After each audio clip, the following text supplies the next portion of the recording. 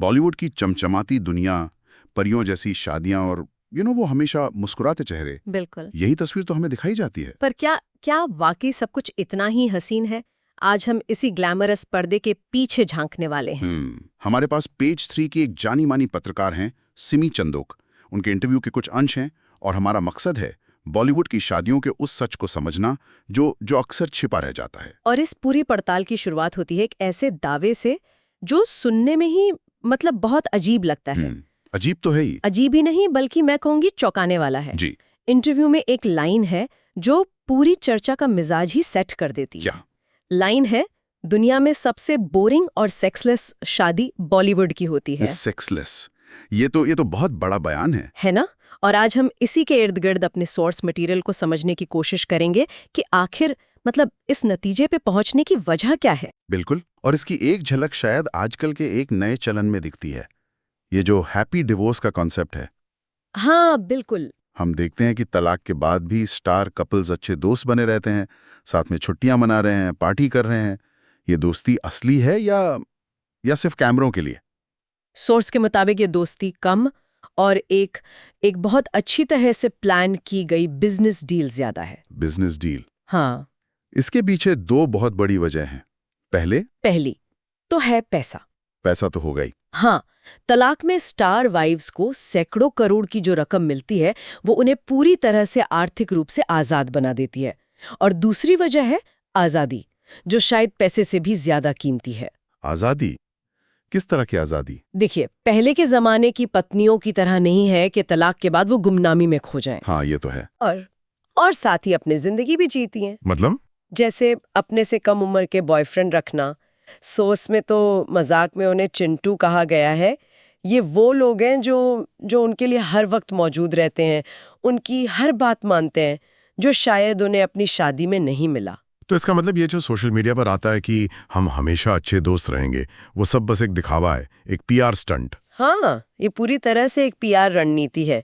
Source में साफ बताया गया है कि कैसे वकील एक जॉइंट स्टेटमेंट तैयार करते हैं। अच्छा। उसे सोशल मीडिया और अखबारों में डाल दिया जाता है, जबकि पर्दे के पीछे मतलब कड़वाहट और शिकायतों का अंबार होता है। ये बेस्ट फ्रेंड्स आफ्टर डिवोर्स का फंडा सिर्फ बॉलीवुड में इतने बड़े पैमाने पर दिखता है। क्यों? क्योंकि यहाँ फायदे बहुत बड़े हैं दोनों के लिए। इमेज भी बनी रहती है और जिंदगी भी अपनी शर्तों पर चलती है। ठीक है, ये हैप्पी डिवोर्स वाली बात तो समझ आती है, ये एक तरह का बिजनेस एग्रीमेंट है। लेकिन वो बात मुझे अभी भी परेशान कर रही है कि इन शादियों को सेक्सलेस क्यों कहा गया। मतलब पैसों और आज़ादी के अलावा शादी के अंदर की कहानी क्या है जो यहाँ तक पहुँच जाती है? और यहीं पर हम उस दावे के बिल्कुल कोर में पहुंचते हैं। सोर्स के अनुसार इसकी सबसे बड़ी वजह है सेल्फ ऑब्सेशन। सेल्फ ऑब्सेशन मतलब आत्ममुग्धता। हाँ, ये सितारे खासकर मेल एक्टर्स अपने लुक्स को लेकर जरूरत से ज्यादा जुनूनी होते हैं।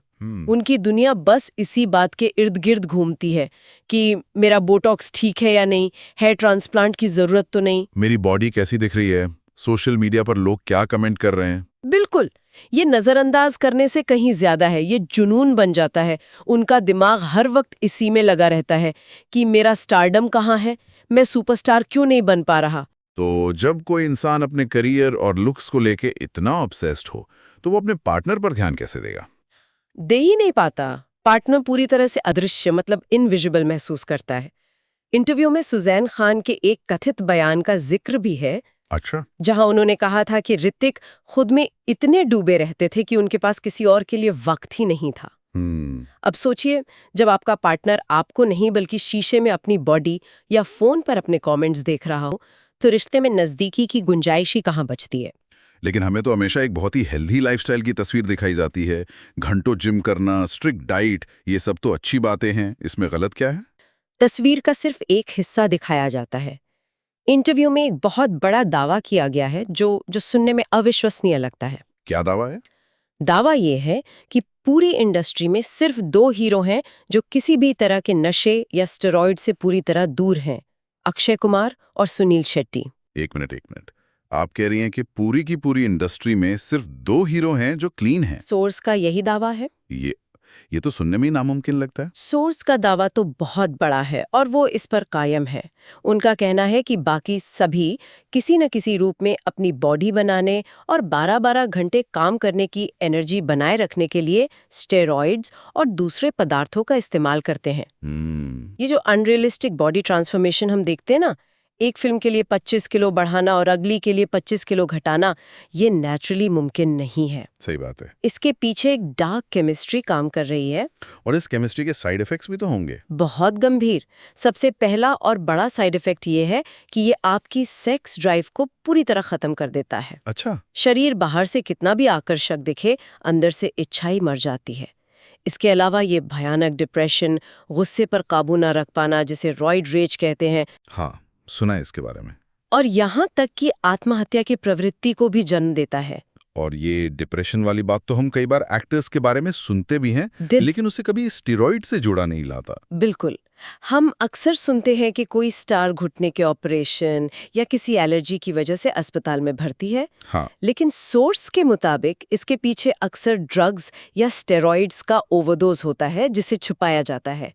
इंटरव्यू में एक किस्सा भी है कि कैसे बड़े-बड़े हीरो फोटोशूट से ठीक पहले अपने ट्रेनर से इंजेक्शन लगवाते थे। क्यों? ताकि कुछ घंटों के लिए उनकी मसल्स फूली हुई और ज्यादा कट वाली दिखें। ये अपनी बॉडी के साथ खिलवाड़ करने जैसा है, सिर्फ एक परफेक्ट शॉट के लिए। तो ये एक तरह का दुष्चक्र है। पर्दे पर आइडियल मैन दिखने का दबाव उन्हें उन चीजों की तरफ धकेलता है जो असल जिंदगी में उन्हें पार्टनर से दूर कर देती हैं। बिल्कुल। तो एक तरफ पति की आत्ममुग्धता और दूसरी तरफ स्टेरॉइड्स की वजह से खत्म हुई सेक्स ड्राइव। इसका पत्नी पर क्या असर होता होगा? पत्नी खुद को उपेक्षित और अवांछित महसूस करती है। उसे लगने लगता है कि शायद कमी उसी में है।